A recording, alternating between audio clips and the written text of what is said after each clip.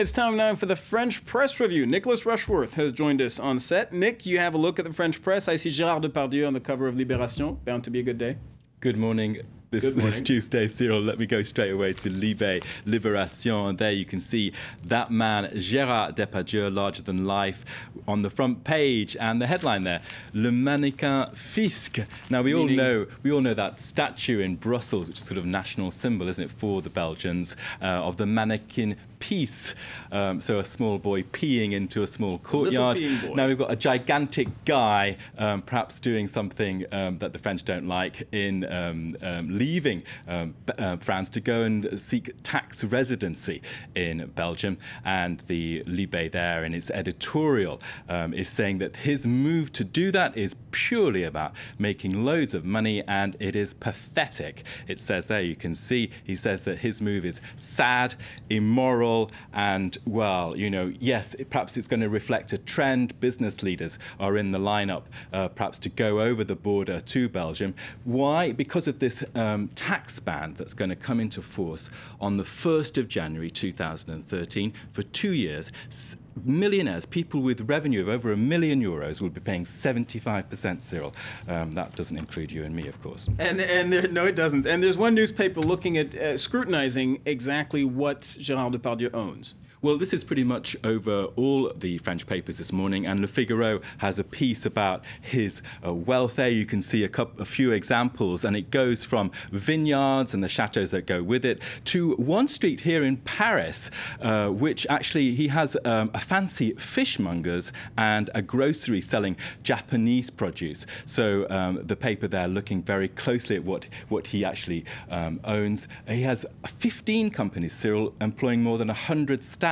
So he's actually a big business, and he's obviously gone away to Brussels to escape this tax, and perhaps also to make a point, I guess, because he doesn't really perhaps need to do it, but that's another debate, isn't it? And every paper across the board is covering this story, including the city paper here in Paris, Le Parisien.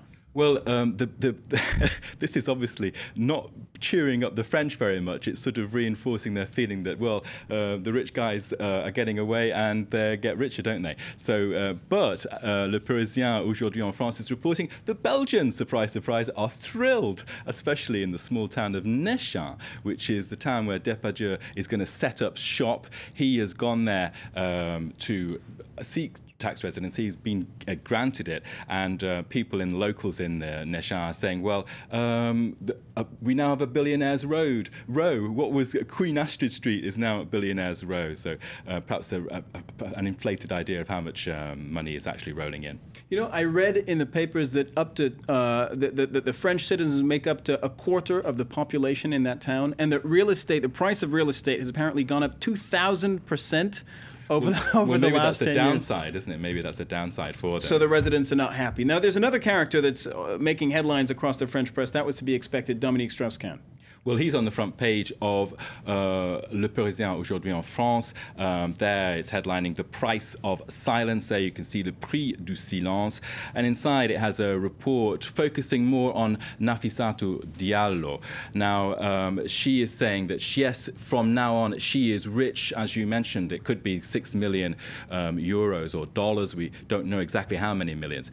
But it says, yes, she's rich, but she is traumatized. She is still on sick leave with Sofitel. She's still a Sofitel member of staff. And the quote inside Le Parisien aujourd'hui en France is, well, in fact, remember that famous phone message she made around the time of the incident itself, when she said, I know that he's got lots of money. Yeah, don't worry, I know what I'm doing. Yeah, I know what I'm doing. So Le Parisien pulls that one out as an example.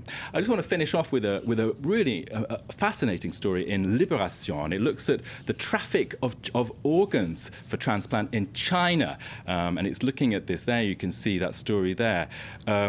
People who are sentenced to death in China, hospitals in the country are taking their organs for transplant, and it's calling this a sordid traffic.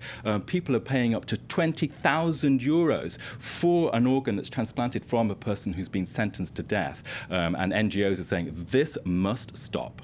Nicholas Rushworth with the French Press Review. We'll have you on later on in the morning with the International Press Review. Thank you very much, Nick.